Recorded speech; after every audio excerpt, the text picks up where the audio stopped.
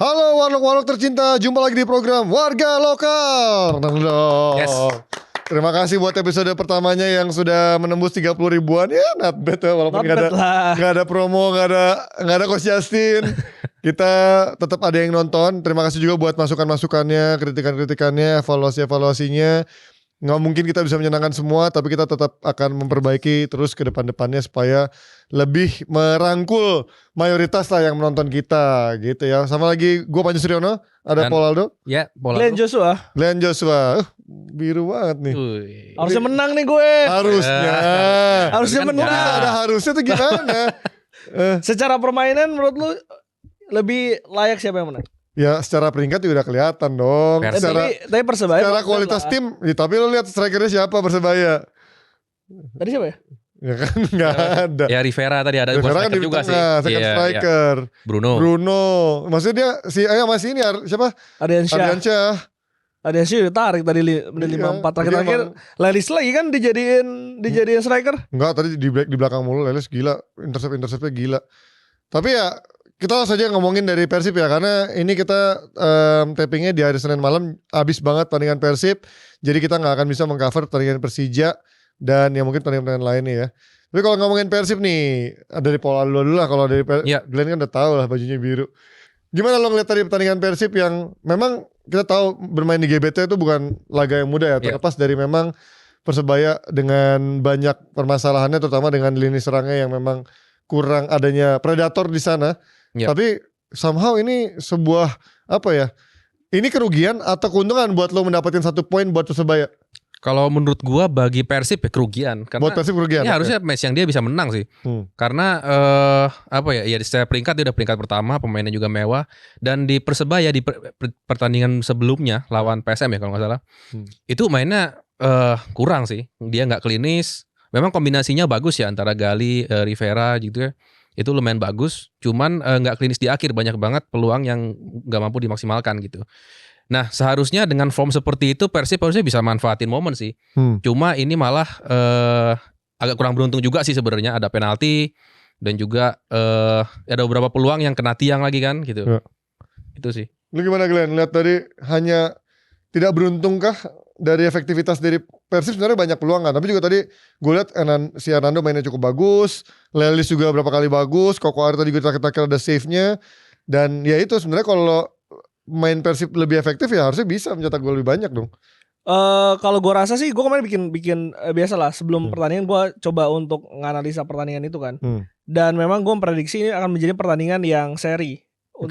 Untuk kedua tim dan terjadi karena memang walaupun kalau lu tadi bilang Persebaya punya kualitas tim yang tidak sebagus Persib memang, cuman secara trennya Persebaya cukup positif setelah Bruno Tavaresnya masuk. Tavares sih gila sih. Betul, dia punya pendekatan berbeda, dia punya skema transisi yang bagus dan terjadi tadi waktu golnya kedua, gol Rivera itu berawal dari skema transisi yang alanya Bruno Tavares banget. Tadi kalau lu bilang ada hal yang gak klinis, sebetulnya Persib Bandung hari ini juga gak punya banyak sekali peluang sebetulnya. Di babak pertama gue catat ada 2 peluang dari Sadil yang ada umpan dari Berginho dan satu dari Luciano.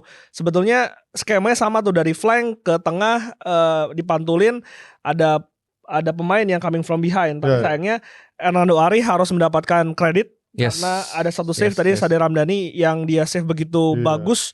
Dan Sadilnya ragu kali, itu mikirnya offset kali ya. Betul. Pertama ya. Tapi ternyata enggak. Tapi enggak, itu onside banget. Itu onside banget. Dan akhirnya Persebaya yang harus unggul terlebih dahulu melalui menurut gua penalti yang cukup kontroversi sih. Ini debatable sih menurut gua. Menurut lu gimana? Itu penalti atau enggak? Gimana Paul? Kalau menurut gua sebenarnya itu ada charge ke bagian paha kan. Jadi coba deh lihat deh bagian penaltinya menit 40-an deh. Iya. Mungkin by regulasi sebenarnya kalau charge ke paha gitu bisa gitu. Cuma kan sebenarnya kan dia nge-charge juga dalam effort untuk ngambil bola kan. Jadi memang 50-50 juga sih sebenarnya ini gitu. Karena kalau gue lihat memang ada shoulder to shoulder juga sebetulnya, ada body contact sebetulnya. Pelanggarannya ada. Cuman yang jadi masalah adalah memang tadi si Barba itu motong jalur lari dari seorang Bruno, di mana dia memang nggak ngincer bola tuh. Mungkin itu yang jadi alasan wasit akhirnya ngasih penalti gitu. Ya tapi ini kita lihat nih golnya Mori ya. Bruno. Di highlights aja nggak dikasih lihat ini pelanggarannya. Iya, karena highlightsnya di video ini cuma gol aja memang. Ternyata adanya mini highlights ya. Ada mini highlight ya. Tapi emang tadi terjadi begitu cepat dan terlepas dari itu kita lihat sebenarnya ada perbaikan ya dari jumlah golnya Persib ya. Kita tahu kan di Liga, gue sempat ngebahas di episode sebelumnya, Persib golnya dikit-dikit mulu. Cuman kemarin yang kita nggak siaran ternyata dia menangnya cukup banyak kan lawan kemarin. Bagus itu. Dan gol pemain-pemain asingnya golin semua dari Baros sampai si Putros aja golin semua. Tapi di laga kali ini agak alot lagi, tapi ya lumayan lah Andrew Young bisa golin. Terus si apa PR menurut lo Glenn? Tapi terlepas dari dia bisa golin, tapi defensifnya kan juga berarti ada PR dong. Kalau bisa tadi ada peluang dari Gustavo juga sundulan. Terus tadi ada si Galih Freitas juga ada beberapa momentum juga. Artinya nggak sekuat itu juga tadi. Biasanya kan Teja juga clean sheet-nya cukup banyak gitu. Tapi sebetulnya dari selain gol ini ya, ini kan sekali lagi debatable lah. Mungkin kalian juga punya pandangan yang bisa kalian tulis di kolom komentar. Cuman menurut gua Persebaya sendiri juga nggak banyak peluang emas. Oke lah, mungkin dari satu tadi dari Gali juga itu tidak gitu ngancem kan. Karena memang dari skemanya Persib secara pertahanan juga cukup baik. Tapi yang gua highlight di pertandingan ini adalah gimana Bojan Hodak itu merubah pertandingan di babak kedua. Setelah dia tertinggal dan juga sebetulnya ada gol dari Kakang di extra time babak pertama, dianulir juga. Kalau itu memang tadi kita sempat ngobrol ya Do ya. Itu ada dance ball dari si Ramon. Tapi di babak kedua lu lihat selalu pemain yang masuk di babak kedua yang dilakukan oleh Bojan Hodak selalu punya tujuan, dia tahu harus ngapain, dia tahu maunya apa, dan itu terbukti dari 2 gol Persib Bandung yang dimana 2 gol tersebut ada keterlibatan dari Beckham Putra sama dari si Andrew Young yang jadi perubahan yang bisa merubah permainan lah. Dan itu kan nggak gampang, lu tertinggal, lu main di kandang lawan dan lu lawan Persebaya. Dan lu bisa unggul 2-1, bisa membalikkan keadaan gitu. Walaupun pada akhirnya lu seri gitu. Dan jadi menurut gua hasil seri gak gitu jelek sih untuk Persib Bandung ya. Jadi lu gak gemes dengan hasil seri, lu gak merasa the one kayak 3 poin yang hilang tuh di depan mata? Enggak sebenarnya. Cukup gemes, cuman kan balik lagi ekspektasi gue di awal kan memang gue melihat ini akan menjadi pertandingan seri kan. Jadi 1 poin dari GBT menurut gue not bad lah. Cuman ya seharusnya Persib Bandung bisa menang, apalagi tadi sebetulnya di akhir Bojan memang ngincar kemenangan karena dia masih masukin Tom Hai, masih masukin Sergio Castel, bahkan tadi Sergio Castel pun ada 2 peluang. Satu kena tiang dan juga tadi 1 Beckham Putra yang dia crossing ditip sama Hernando. Jadi menurut gue overall gue cukup puas dengan permainan Persib sih. Nggak jelek lah. Cuman mungkin yang akan jadi ramai sekarang adalah soal wasit sih. Gue pasti di media sosial itu pasti akan jadi banyak perdebatan tuh soal keputusan wasit. Iya. Dan gue ngelihat ini kan ada 3 pemain penting yang menurut gue absen ya gitu. Tom Haye, Beckham sama Mark Klok ya. Sebagai starter. Ya memang dia main di menit akhir. Menurut lu gimana? Kalau menurut gue ini benar-benar kerasa sih. Karena di beberapa momen itu cukup banyak terlalu ngandelin Berginho ya. Kalau menurut gua gitu. Jadi permainannya jadi nggak fluid juga di depannya gitu kan. Yang biasanya distribusi bola yang bagus dari Tom Haye dan juga Beckham yang setelah masuk, jadi menurut gua agak fluid nih permainan nih setelah Beckham masuk. Nah menurut lu gimana Glenn? Tapi gua merasa bola-bola yang dimainkan Persib di 2 pertandingan terakhir ini ya tanpa ada Tom Haye itu alirannya lebih cepet sih. Gua nggak tahu apa yang membuat itu. Cuman Berginho memang gua udah bilang beberapa kali konten gua sendiri juga, dia sangat baik ketika dimainkan di posisi nomor 10 sebagai playmaker. Tapi memang kalau Tom Haye itu bisa lebih ngontrol tempo. Dia tahu lebih lebih stylish, lebih sabar lah mainnya lah. Kalau Berginho tuh lebih individualis, dia bisa jadi yang bawa bola juga, dia punya shootingan juga yang bagus. Jadi ini menurut gua 2 playmaker yang bisa dipasang oleh Bojan Hodak di 2 momentum berbeda sih. Ini mirip ini kalau di tim lo Arsenal ada Eze sama Odegaard ya begitu. Bedanya ya Berginho versi lebih advance ke depan, lebih free roll. Si Haye-nya lebih kayak Odegaard yang bisa positioning, delay bola, dia yang ngatur tempo. Ya memang karakteristiknya berbeda dengan tergantung approach-nya ingin main seperti apa, dengan lawannya seperti apa. Tapi tadi gue gak begitu melihat ada masalah sih dengan tidak adanya Haye di babak pertama. Memang ketika ada Haye masuk ya ada perubahan yang dilakukan, juga ada variasi serangan yang juga berbeda. Tapi itu pun juga karena ada faktor menurut gue main Persebaya juga udah kelelahan. Terus ditambah ada Beckham Putra yang secara stamina juga lebih kuat. Terus juga tadi si Andrew Young juga kerasa banget secara fresh leg dia lebih involvement of the game itu gue ngerasa lebih jalan dibandingin si Ramon. Ramon tuh benar-benar striker robot yang fisikal banget dan dia untuk terlibat dalam game itu menurut gue agak kurang tuh menjadi wall pass-nya, menjadi one-to-one-nya. Tapi begitu si Andrew Yung menurut gue lebih fluid dan lebih jalan lah untuk sekarang ininya. Tapi kalau ngomongin tapi sebenarnya Ramon tuh punya kelebihan wall pass loh Bang. Dia tuh punya body yang bagus sebetulnya. iya, kalau bolanya pas ke dia. Betul, cuma ini masalah ada lawannya Lelis. Lelis tuh kan kuat. Iya, Lelis kuat. Tapi Andrew Yung dia dapet kan tadi bola-bola wall pass itu dapet dia. Maksudnya Andrew Yung momennya lebih pintar lah untuk menempatkan. Kalau Ramon itu bisa menjadi wall pass, gue nggak bilang nggak bisa jadi wall pass, tapi dia pergerakannya agak sedikit lambat dibandingin Andrew Yung yang lebih cepat menempatkan ruangnya di space kosong untuk bisa memberikan pantulan untuk teman-temannya. Jadi emang ya ini sekali lagi preferensinya aja kan. Ramon pun juga bisa main bagus di laga lawan Madura sebelumnya kan.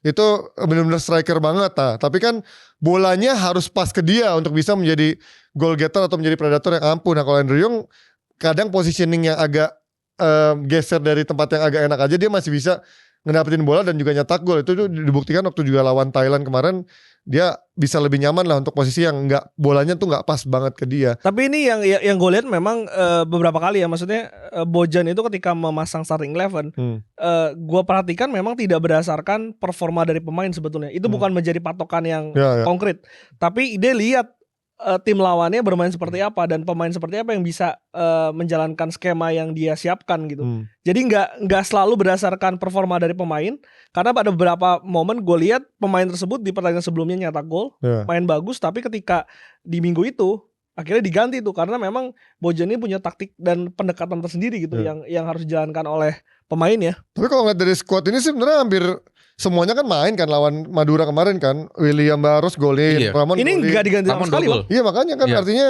berarti skemanya sama yang diperlakukan sama Madura kemarin. Jadi sama. ya bisa juga untuk case ini mungkin ya dari performa juga kan, ditambah Klok juga mungkin secara fitness belum terlalu oke.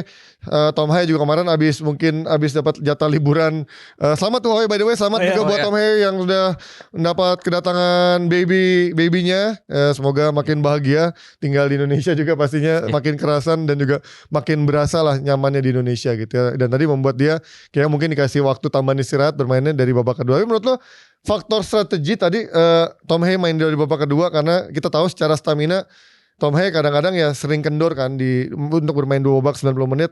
Dan tadi lawan Persebaya yang kita tahu secara fisikal juga cukup kuat. Tadi kayaknya menurut gua cukup oke sih dia masuk dari babak kedua tadi ya. Dan enak ngalirnya di babak kedua dia. Betul, dan Tom Haye sebetulnya itu masalah fisik sih. Karena dia baru sampai mungkin 2 hari lalu, 2 sebelum pertandingan. Tapi tetap ini big match sih. Gua rasa dia tetap pengen ada involve-nya di sana ya.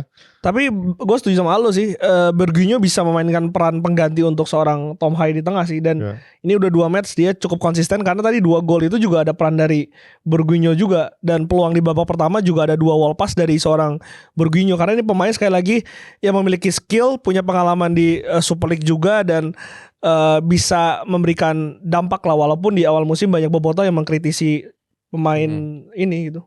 Lu kalau ngeliat dari Persebayanya Paul, kan kita ngeliat memang dia struggling lah untuk bisa mencetak gol. Even di laga sebelumnya kan cuma lewat dari gol Legali Freitas doang kan. Tapi somehow di lawan Persib ya mungkin dia nggak bisa main yang bagus, main gimana. Tapi menurut gue 1 poin itu ya sesuatu yang wah menurut gue, terlepas dari mungkin di laga sebelumnya tadi lu bilang juga tidak menguntungkan buat Persib. Dia juga selalu main di kandang juga kuat. Tapi ya kalau kita tadi ngeliat secara permainan, gue tadi ngeliat ya Persib memang lebih layak menang. Tapi sama bisa mendapatkan 1 poin dengan permainan kayak gitu ya. Itu hasil yang bagus menurut gue buat Bruno Tavares. Iya, hasil bagus. Bruno Tavares ya. Iya. Karena kayak tadi gue bilang, waktu gue ngeliat dia lawan PSM dengan gaya main kayak gitu, nah sekarang dia bisa ngimbangin Persib, menurut gue udah bagus sih gitu. Dan tadi klinis banget ya, Tony sisir kanan terus umpan dan gol. Menurut gue tuh gol yang bagus banget, bener-bener memanfaatkan kelemahan dari Persib gitu. Jadi bener-bener Persib tuh lupa 1 kali itu aja mengcover counter press, dia lupa ada ruang dan itu langsung berbuah gol gitu. Nah ini efektivitas yang menurut gue jadi modal juga sih buat Persebaya ke depannya gitu.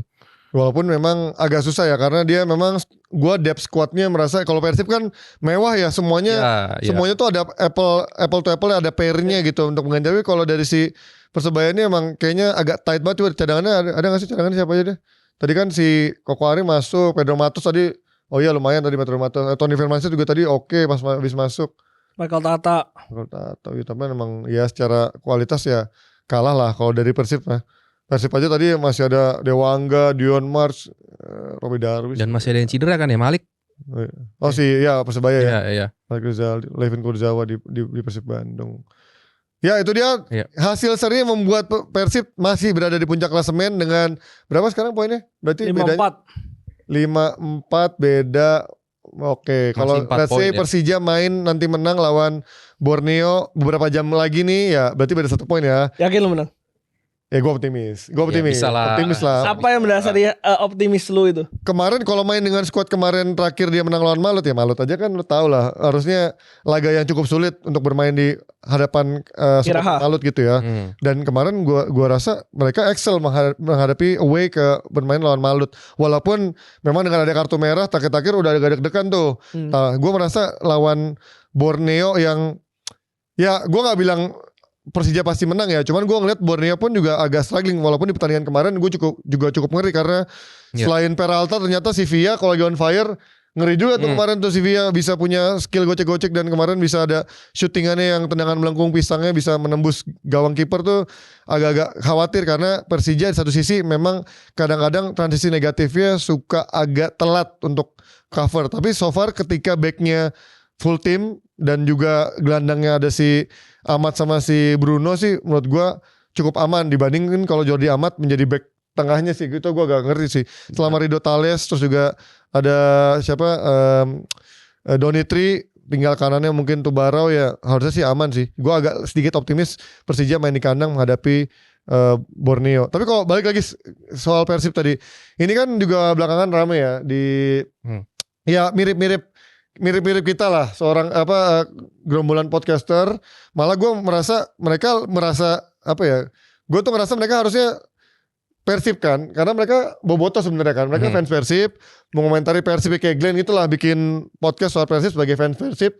Ya menurut gue ada argumentasinya gitu, terlepas dari mungkin tidak disetujui dan mendapatkan kritikan. Menurut gue agak miris ngeliat mereka harus minta maaf video klarifikasi. Kalau lu melihat kemarin Glenn, lu kan sebagai fans Persib nih, ngelihat kritikan dari siapa sih kalau obrolan mediocre itu mengkritik seorang Boldan Hodak. Kalau mungkin ngatain out bilang out mungkin agak terlalu harsh ya. Tapi kalau mereka merasa mainnya monoton, menangnya tipis-tipis, itu kan menurut gue sah-sah aja gak sih sebagai fans untuk ngomong kayak gitu? Sah, asalkan lu punya analisa yang jelas. Oke. Jadi kan apa ya, gue sebetulnya agak nggak setuju dengan dia mengatakan Bojan Hodak out. Setuju. Karena pada buktinya akhirnya fans Liverpool aja abis juara sama Arne Slot, sekarang udah bilang Arne Slot juga out gitu kan, yang kemarin lagi jelek-jeleknya. Tapi kalau gue sih ngerti karena sekarang Hodaknya kan masih peringkat 1 gitu. Peringkat 1, terus dia baru cuci gudang di awal musim, back to back juara di ACL 16 besar, lu minta apa lagi gitu? Dan lu kalau misalkan soal permainan ya, gue setuju sih, maksudnya kalau misalkan lu mau melihat sepak bola yang menghibur, jangan nonton Persib Bandung. Persib Bandung pragmatis, mereka carinya kemenangan, dan sepak bola terindah yang pernah gua nonton selama Persib Bandung di tangan Bojan Hodak itu kemarin lawan Madura. Setelah kritikan itu langsung permainannya tuh gede banget dan permainannya berbeda. Gua tanpa nggak respect sama Madura gitu. Coba kalau kita lihat kan Madura sekarang masih agak struggle di papan bawah kan. Memang secara kualitas tim, apalagi main di hadapan bobotoh, Persib Bandung selalu menang di GBLA, itu juga jadi keuntungan. Poin yang tadi, ketika lu mengutarakan pendapat sebenarnya sah-sah aja, cuman ya lu harus punya argumentasi yang jelas. Maksudnya lu menilai Bojan itu tidak bermain menghibur, tidak bermain indah, itu apa alasannya? Gue sih jujur gue gak nonton full podcastnya ya, cuman gua juga dari klip-klip yang gue lihat itu kan pada akhirnya gue cuma nangkep nih orang cari sensasi gitu. Gue yang agak kaget justru itu diangkat sama media-media massa sih, kayak media digital tuh bilang fan first Bobotoh teriak Bojan Hodak out. Gue pikir kok bisa teriak Bojan Hodak, ternyata dilontarkan oleh sejumlah fan Persib yang ada di sebuah podcast gitu kan. Sampai kalau nggak salah temen gue Bimo tuh sampai bikin, gue setuju deh sama Bang Bimo bilang sampai bikin bikin video dukungan yang sampai Bimo pun juga ngebaca itu, artinya kok gila sampai segini masifnya gitu kan, untuk hanya dari sebuah obrolan podcast akhirnya menjadi cukup besar lah secara polemiknya. Tapi bukan berarti Bojan Hodak itu tanpa celah ya. Salah satu kritikan yang juga bisa disampaikan Bobotoh mungkin pemilihan striker dari Bojan Hodak di Persib Bandung yang Mungkin Andrew Yung sama Ramon menurut gue sih nggak not bad lah gitu. Cuman beberapa striker kayak Castaner, terus dulu ada si Mileson, itu kan flop-flop semua kan. Banyak yang kurang gacor lah gitu. Itu kan secara data, secara statistik kita bisa lihat memang kurang nih cara milih strikernya. Mungkin itu salah satu contoh yang mungkin bisa lu kasih kritikan ke Bojan Hodak. Tapi kalau secara permainan dengan analisa yang menurut gue segitu aja ya nggak aneh kalau pada akhirnya lu minta maaf juga. Karena kalau misalkan lu pede dengan argumen lu, kenapa lu harus minta maaf? Nah, itu poinnya sih. Kalau gue sih point of view gue ya sebenarnya gue nggak merasa mereka harus minta maaf sih. Lebih ke ya udah lo kalau emang lo yakin dengan statement lo, ya go ahead gitu loh. Lo jelasin aja kan. Lo nggak perlu merasa minder dengan statement lo kalau emang lo merasa seperti itu, karena kecuali lo bilang Hodak kriminal gitu, Hodak melakukan kesalahan yang memang tidak dilakukan. Kalau lo merasa lu secara penonton lo kan, mereka juga namanya kayak obrolan mediocre kan. Artinya mereka ya bukan pakarnya di bidangnya, sama kayak kita lah. Kita juga bukan pakar di bidang sepak bola Indonesia ataupun bahkan di bidang satu sepak bola klub sepak bola. Tapi ya yang justru gue melihat makin aneh ya itu ini diangkat media massa di digital, terus juga kemudian mereka minta maaf. Dan ya buat gue ini sesuatu yang kayak kenapa kayak hal yang kayak gini tuh jadi dijadiin dibesar-besarin lah, digoreng-goreng menjadi isu yang sebenarnya nggak begitu penting. Dan di satu sisi gue juga selalu melihat ada belakangan tuh fans juga makin cepet banget ketidaksabarannya ya. Kalau lu misalkan Bojan Hodak ini musim pertama gitu ya, terus juga mainnya masih belum meyakinkan, tapi itu pun juga masih peringkat 1 menurut gue. Give him chance lah, atau benefit of the doubt lah, yang memang lo harus membuktikan dulu gitu untuk bisa menghujat, mengkritik. Karena selama dia masih di atas ya kenapa lo bilang dia out? Kalau kritikan secara permainan harusnya gini-gini masuk akal. Karena gue pernah ingat gue juga benci banget dulu kritikan let's say si Barcelona eranya Luis Enrique. Orang udah mungkin terpana dengan tiki-takanya Pep Guardiola, treble wins dan lain-lain. Terus dikasih treble sama Luis Enrique, mereka masih bilang game mainnya pragmatis, terlalu direct, nggak indah ditonton. Wah gila lu. Lu nggak bisa hanya mengandalkan satu filosofi tiki-taka main indah. Enrique tuh ngasih permainan, ngasih treble. Ya lu punya striker MSN, Messi, Neymar, Suarez. Ya wajar lu kasih bola ke mereka jadi gol. Ya ngapain lu kasih bola di tengah lama? Bola kan pada akhirnya bagaimana caranya lu menangkan pertandingan dengan gol sebanyak-banyaknya gitu kan. Kayak Arne Slot juga kemarin udah 1 gelar kemarin di Premier League karena lagi jelek. Menurut gue juga kalau orang bilang Liverpool bukan transisi, ya emang bukan transisi secara full, tapi mendatangkan Isak, mendatangkan Ekitike, mendatangkan Wright, mereka ditinggal Luis Diaz, ditinggal Trent Alexander-Arnold. Ya itu suatu hal yang menurut gue membutuhkan waktu untuk bisa ngejel, dan dia bukan di peringkat 17, peringkat 16 kayak MU atau Spurs tahun lalu. Nah sama halnya dengan Bojan ini, gue bukan fans Persib, tapi gue bilang gila ada orang yang bisa bilang Bojan Hodak out. Kalau dibilang bosan nih mainnya Persib, gue masih terima. Benar. Tapi kalau Bojan Hodak out, gila lu aja yang out gitu maksud gue. Aneh gitu, lu aja yang out jadi fans kalau kayak gitu kan. Karena ya di satu sisi menurut gue itu bukan, mereka juga gak harus minta maaf ke gue kalau gue gak terima. Tapi lebih kepada ya argumentasi lu kurang kuat. Kalau gitu tinggal kuat-kuatan mental aja. Kalau emang lu merasa yakin ya lu gak perlu minta maaf. Dan kuatin argumentasi aja menurut gua. Iya. Lu gak, ya aneh banget sih kalau minta maaf, itu artinya lu gak yakin sama argumentasi lu. Kecuali nih misalkan nih sebenarnya ada poin, ada celahnya juga ketika dari si podcasternya itu yang bilang Hodak out, misalkan nih tahun ini Persib gak juara gitu. Justru menurut gua mereka punya chance yang lebih kuat untuk menguatkan argumentasinya. Nah kan bener permainannya banyak yang bosankan, menangnya gak banyak-banyak juga skornya. Nah akhirnya mereka gak juara. Dibanding mereka udah nyatakan out, bold statement yang menurut gue bisa memicu kemarahan Bobotoh. Tiba-tiba mereka minta maaf dan ternyata let's say ya Persib gak juara. Kan mereka lagi yang merasa loh kemarin kita sempat ngomong gini gak ada yang percaya, kita udah minta maaf sih gitu kan. Jadi menurut gue ya inilah keunikannya dunia digital zaman sekarang, cepet banget orang instan dan juga berubah statement lah. Dan percayalah melatih tim di Indonesia itu gak gampang. Gak gampang. Teknis dan non teknis itu banyak sekali yang diurusin. Apa kan, itu Pol? Teknisnya Pol? Ya adalah. Jangan diiniin banget lah. Lu bisa lihat dengan gampangnya banyak sekarang pelatih Liga 1 yang tiap musim bisa ganti pelatih. Itu ngelihat lu butuh kestabilan, lu butuh lu butuh apa ya? Butuh instant impact dari pelatih-pelatih yang melatih kan. Persib Bandung deh terakhir kali juara Janur, Coach Janur. Terus sempat beberapa kali ganti pelatih Radovic, terus Mario Gomez sempat nyaris juara 2018. Udah gitu terakhir kemarin Rene Albert. Iya. Siapa lagi, ada beberapa pelatih sebelum akhirnya Bojan Hodak yang akhirnya memberikan kestabilan buat Persib. Jadi menurut gue lu harus tarik lagi ke belakang. Persib bermain indah pernah 2010-2012 mungkin itu salah satu permainan tercantik Persib. Apakah juara? Enggak juga kan? Iya. Jadi pilihan lu. Kalau gue sih pilih juara lah. Iya, itu kan masalah taste aja ya menurut gue ya. Main ini bagus atau enggak itu kan subjektif. Ada yang bilang tiki taka ini bagus. Ada yang bilang ngantuk tiki taka passing-passing doang. Ini kan taste ya menurut gue. Jadi kalau lu mau mengkritisi sebuah permainan karena taste, menurut gua sah-sah aja. Cuma kalau lu bilang pelatih out karena gaya mainnya nggak sesuai sama keinginan lu, menurut gua terlalu jauh. Karena banyak parameternya kan, nggak cuma permainan bagus enggak. Bagaimana prestasinya, gimana dia ngatur ruang ganti, gimana dia memanage ekspektasi publik. Nah ini yang harusnya kan kita harus fair gitu loh. Dia masih peringkat 1, masa kita suruh out, gitu kan? Nanti apa jadinya pelatih-pelatih berikutnya yang dia kan bingung loh. Ekspektasi gue apa sih sebenarnya gitu kalau ini dikit-dikit out gitu kan.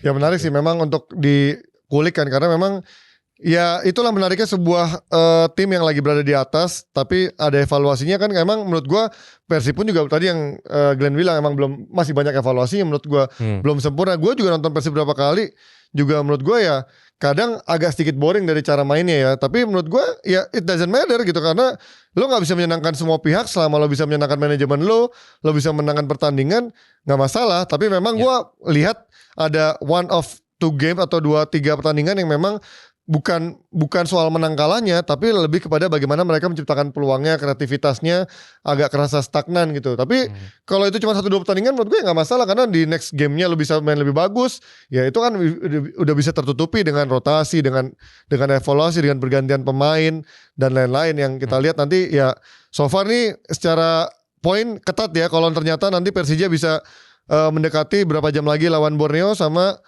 ya Borneo juga kalau kalah ya nggak bisa makin 5-2 ya kan 5-2. Udah sejauh ini emang 3 tim ini yang ahead dalam title race ya, walaupun si Borneo masih simpanan 1 pertandingan ya.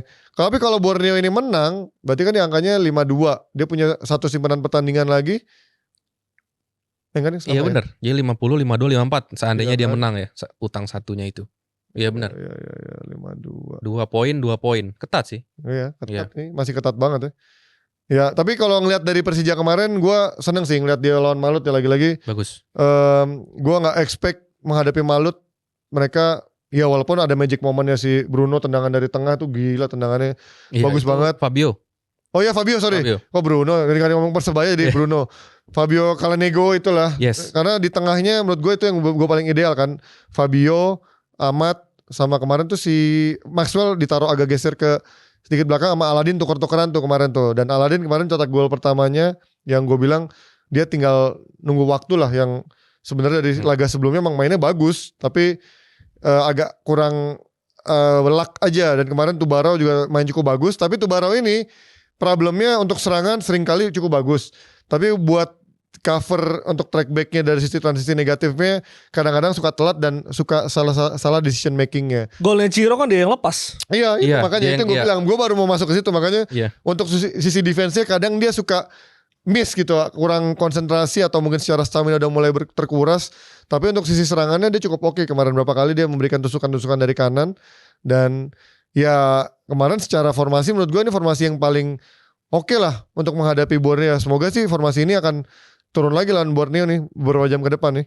Tapi nambahin dikit ya, kalau misalnya lu lihat Malut sendiri kan sebetulnya ini bukan tim yang ideal secara pertahanan ya. Iya. Karena pertahanan itu kipernya setahu gue bukan Saputro, udah ada kiper apa dulu ya? Siapa kiper Malut yang nggak masuk bang, coba ke bawah. Yang si ini coba bawa turun bang. Cadangan. Kiper asing dia tuh siapa namanya? Si Alan. Ya. Alan tuh kipernya kan, dan Safruddin Tahar yang biasanya main di back tengah juga kemarin nggak ada. Terus ada satu lagi Nielsen juga nggak bermain. Akhirnya si nomor 6 itu yang nggak pernah dijadiin center back, dijadiin center back oleh Henry Susilo. Itu yang kemarin ada sejumlah pengamat juga bilang agak sedikit membingungkan nih kenapa akhirnya si Inocencio itu yang dijadikan back kan. Dan lu lihat di babak kedua sebetulnya ada perubahan di mana akhirnya Henry Susilo setelah tertinggal 2 gol memainkan memainkan back tengah mereka, back tengah lokal. Akhirnya si Inocencio ditarik lagi ke tengah. Akhirnya Malut baru bisa ngambil kendali serangan tuh. Akhirnya bisa memperkecil ketertinggalan, tapi akhirnya ada gol dari si Fabio yang itu kualitas sih menurut gua. Itu spekulasi yang kesalahan juga dari Malut juga memberikan ruang sebesar itu untuk seorang Fabio kan. Tapi terlihat ketika kartu merahnya si siapa Aditya Warman. Menurut gua itu terlalu penyakit pemain kita. Iya, nggak perlu sama sekali. Apa itu kan kalau nggak salah lagi bola mati ya? Enggak habis duel bola atas mendarat dia tuh kayak nyikut lah. Tapi menurut gue tuh kayak sepertinya kayak mau screening kayak main basket gitu lalu pengen menahan orang biar nggak ngedesek lo. Cuman ya memang sikutannya kena muka sih. Memang ya itu pelanggaran. Dan second yellow juga kan? Second yellow itu. Itu second yellow kayak benar-benar ya di tawarnya. Iya emang agak. Nah dari situ mulai menurut gua deg-degan sih. Itu Fred Butuan 2 kali momentum tuh bisa nusuk sisi kirinya Persija sampai si Donitri akhirnya udah keteteran sampai akhirnya diganti Shane Patinama. Itu kemarin deg-degan. Untung decision making dari Fred Butuan malah memilih dioper bukan langsung nge-shoot ke arah kiper. Tapi kan kalau ngomongin kiper, Len Persija juga gak pakai Carlos Eduardo, pakainya Andre Tani. Andre Tani levelnya timnas juga pak. Iya bagus menurut gua. Iya tapi masih bagus lah Andre Tani. Oh tapi gue pernah sama lu kalau misalkan kita ngomong lini depan gak usah debat lah. Persija terbaik di liga.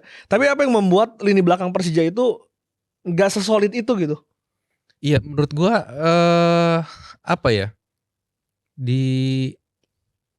gue juga gak terlalu paham sih sebenarnya. Beberapa momen itu terjadi ketika justru Jordi Amat yang harus mundur ke belakang. Nah itu sebenarnya jadi ada masalah gitu kayak kemarin yang di match sebelumnya itu yang terjadi kan.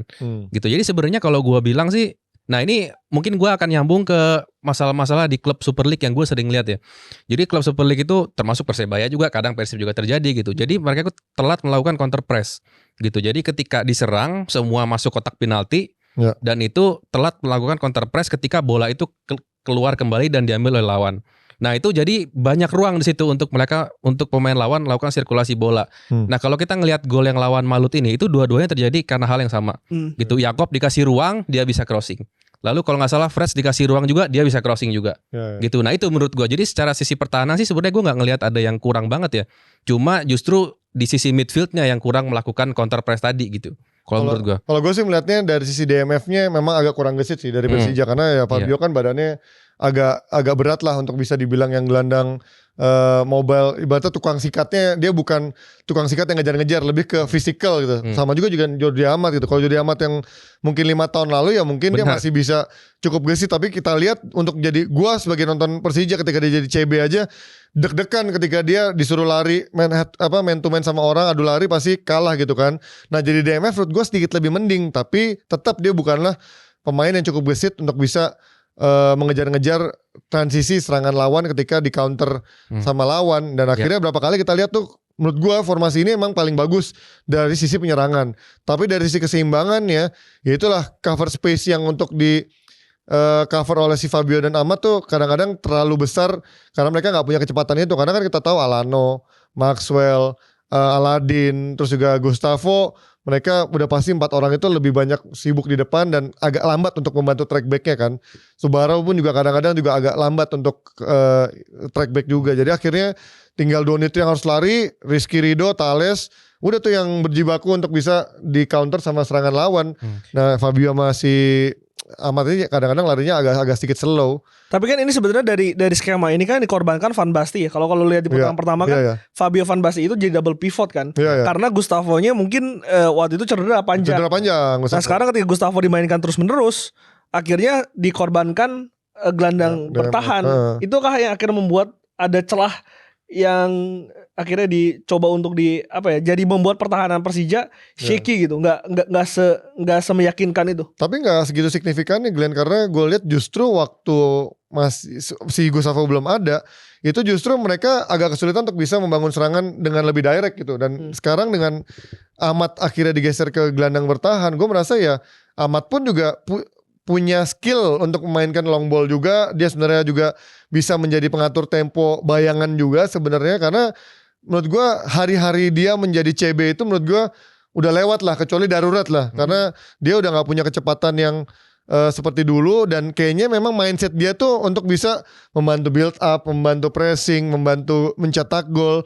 Jadi akhirnya benar-benar pemain yang punya kegesitan untuk membantu defense tuh kayaknya udah gak ada. Tapi di satu sisi, dari sisi serangan gue malah suka gitu, karena Fabio juga walaupun DMF tapi dia juga punya kemampuan untuk bisa shooting dan juga build up dari belakang. Kemudian sisanya pemainnya nyerang semua, semenjak ada Aladin juga makin lebih agresif lagi gitu kan. Maxwell yang juga kadang bisa menjadi sedikit di belakang striker, Alano juga bisa main lebih ke tengah dan juga bisa main ke melebar dari serangannya. Oke, makanya gue cukup optimis untuk menghadapi Borneo selama mereka bisa bermain efektif aja, klinis aja.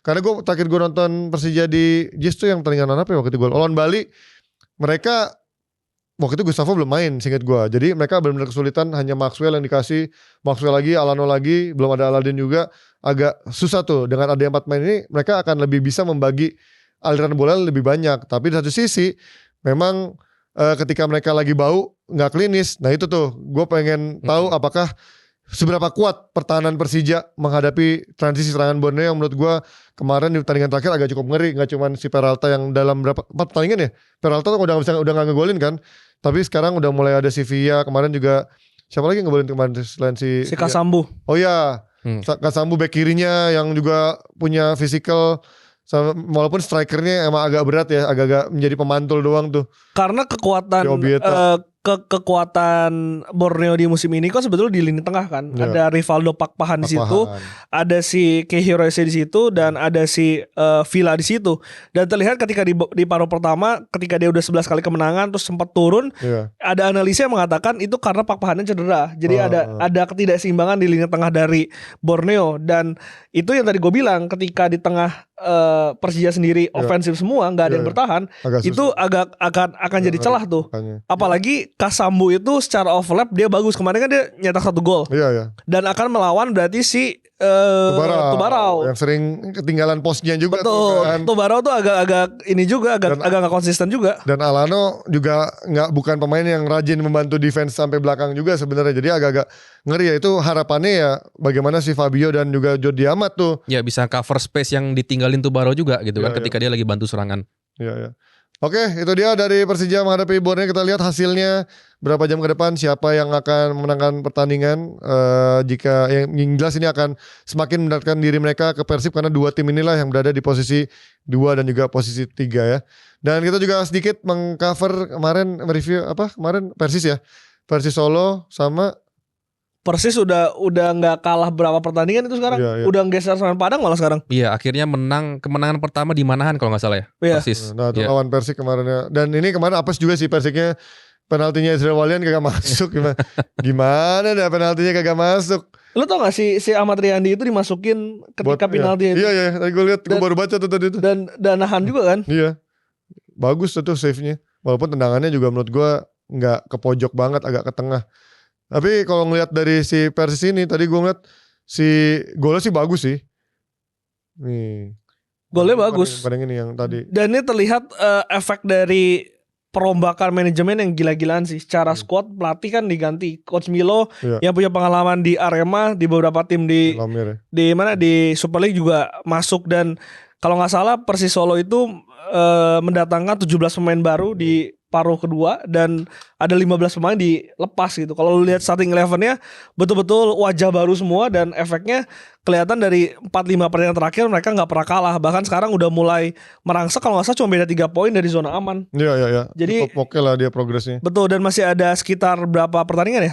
Masih ada waktu lah untuk Persis bisa keluar dari zona degradasi. Jadi ini juga yang membuat Super League seru juga sih di putaran kedua ini. Gak hanya papan atas, tapi papan bawahnya juga cukup ketat. Ya, itu dia. Ini dia golnya agak-agak sedikit menegangkan. Sementara juga ada Dewa United yang kalah di kandang lawan Bayangkara Presisi tanpa penonton.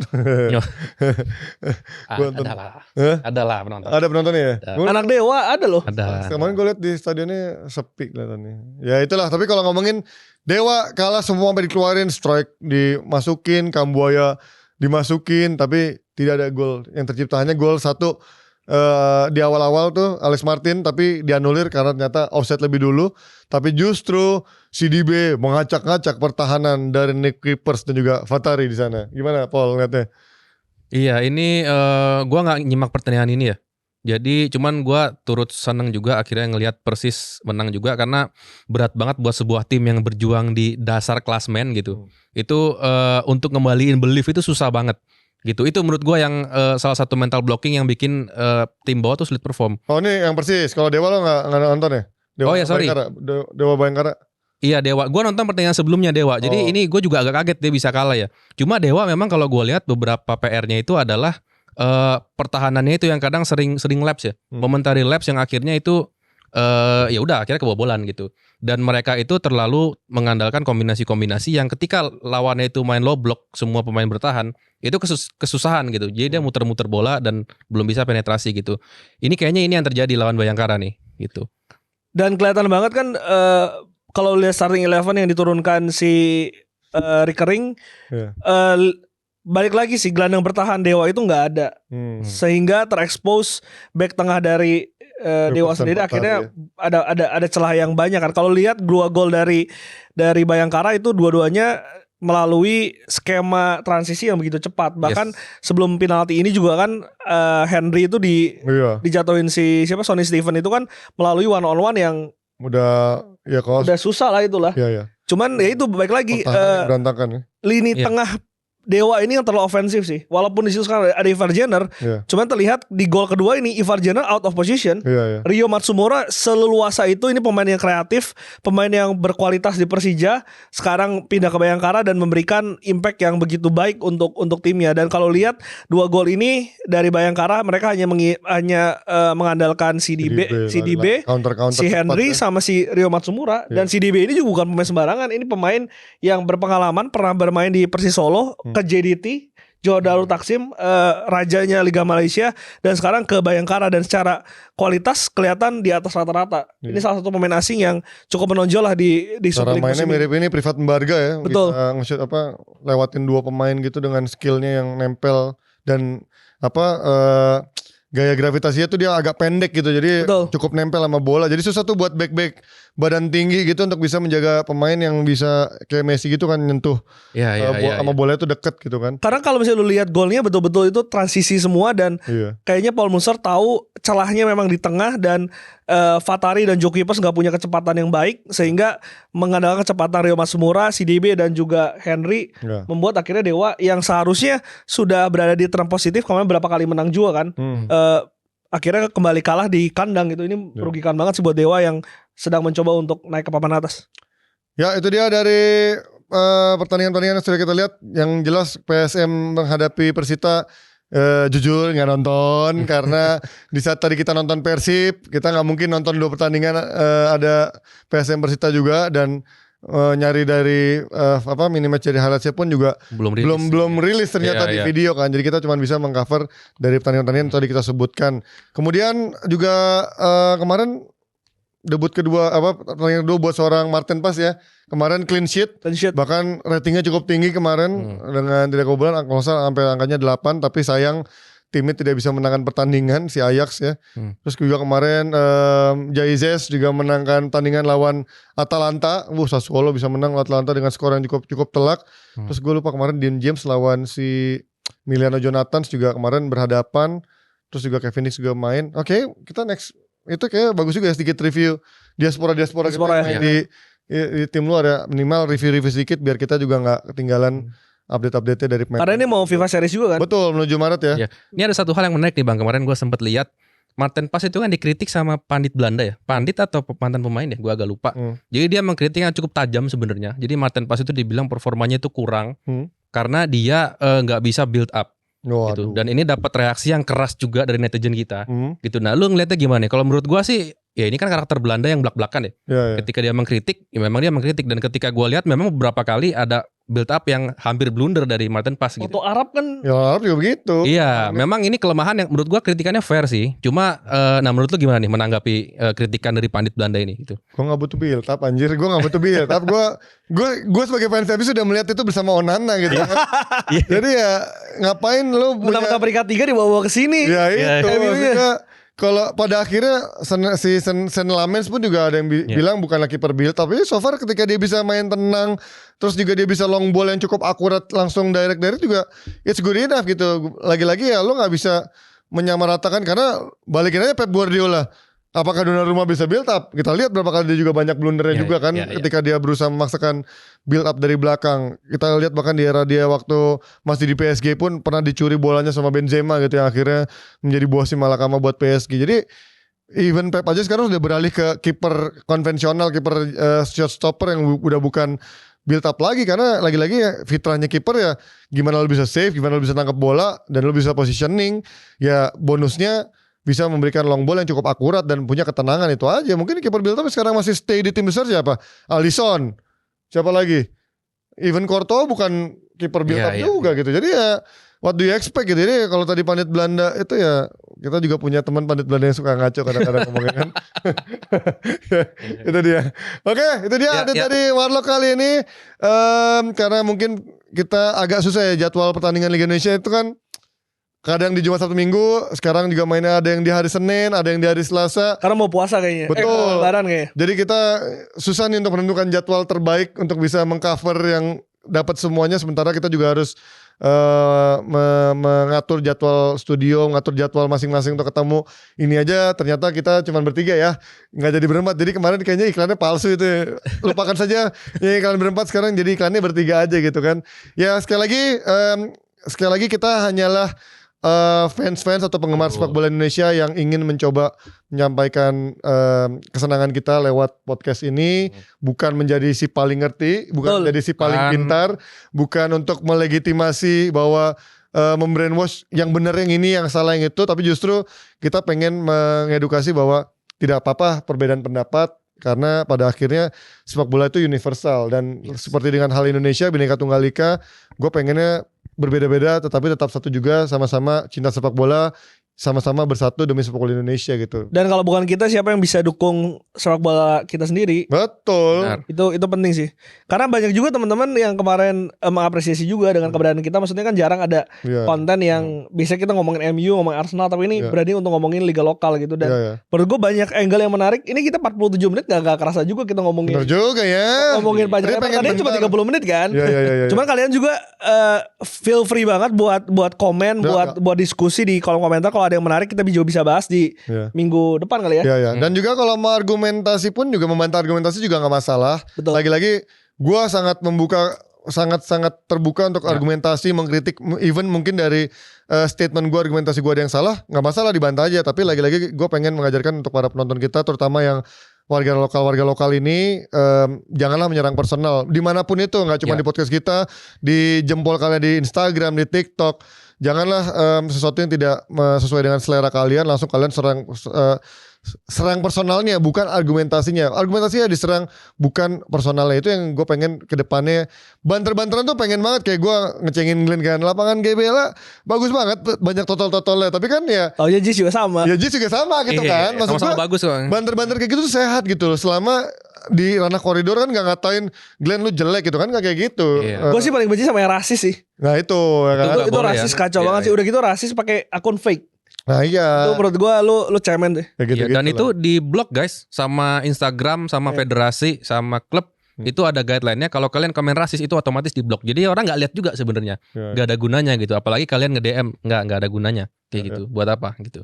Oke, itu dia. Sampaikan saran, kritik, dan komen ataupun juga request untuk topik yang mungkin di luar review pertandingan. Ada yang kalian ingin bahas terkait misalkan perbandingan pemain atau terkait siapa rising star siapa. Boleh, nanti kita juga akan pertimbangkan untuk membahas dari topik-topik lain yang di luar pertandingan yang untuk next episode-nya. Sambil kita juga mungkin ntar ada formula baru. Mungkin ada mantan pemain yang mau datang, budgetnya nggak ada. Oh iya, banyak yang bilang seminggu 2 kali. So itu far, menarik sih. So far seminggu sekali lah ya. Lihat Animoy dulu. Makanya gue pengen kalau bisa tembusi, gue bilang sama Glenn kan, target gue di atas 50.000. Kalau udah di atas 50.000, gue pengen bikin 2 kali. Karena dengan jadwal Liga Indonesia menurut gue kadang-kadang kacut ya. Karena kalau Liga Inggris kan udah jelas di akhir pekan midweek ya antara Rabu atau Kamis. Ini kan tapi sebenarnya sekarang tuh ini karena Lebaran aja ya. Karena Lebaran aja. Dan sebenarnya kan gue juga dapat cerita dari teman gue ya di LIB, di I-League gitu. Jadi sebenarnya time slot Liga Indonesia itu kan hanya ada 2 ya, sore dan malam gitu. Jadi setengah 4 dan yang setengah 8 malam gitu. Dan di bulan puasa yang setengah 4 otomatis sulit karena kan banyak yang puasa dan lain-lain. Jadi semua dimainkan di malam hari, which is itu time slot yang jadi rebutan kan, gitu. Nggak bisa semuanya ditaruh di weekend. Nah jadi ada yang ditaruh di weekdays, ada yang jaraknya pendek gitu ya. Ini kita harus mengakomodasi yang menunaikan ibadah puasa juga kan, makanya jadwalnya seperti ini gitu. Ya, dan juga tidak menutup kemungkinan kita juga dalam waktu dekat juga akan mencoba live reaction ya guys untuk big match dari Super League ini, tapi ya masih dibicarakan kalau harinya cocok karena kita juga harus pinjam studio, bayar nitip bayar editor dan lain-lain yang memang tidak mudah untuk bisa ditentukan dengan cepat gitu. Oke. Papan juga sibuk, ada di mana-mana. Glenn juga sibuk, kantornya di Liputan 6. Oh ya by the way ini Glenn Joshua Liputan 6. Tadi gue belum lupa memperkenalkan ya di awal. Penting itu. Penting itu. Dia juga lupa pesan tadi. Iya dia gak pesan lagi kan yang pertama doang. Untuk keberlanjutan. Oh iya. Glenn Joshua Liputan 6, Paul Aldo dari mantan GSI, Panji Suryono freelance pengangguran. Akhir kata gue pamit, bye-bye semuanya, sampai ketemu warga lokal. Bye-bye. Bye.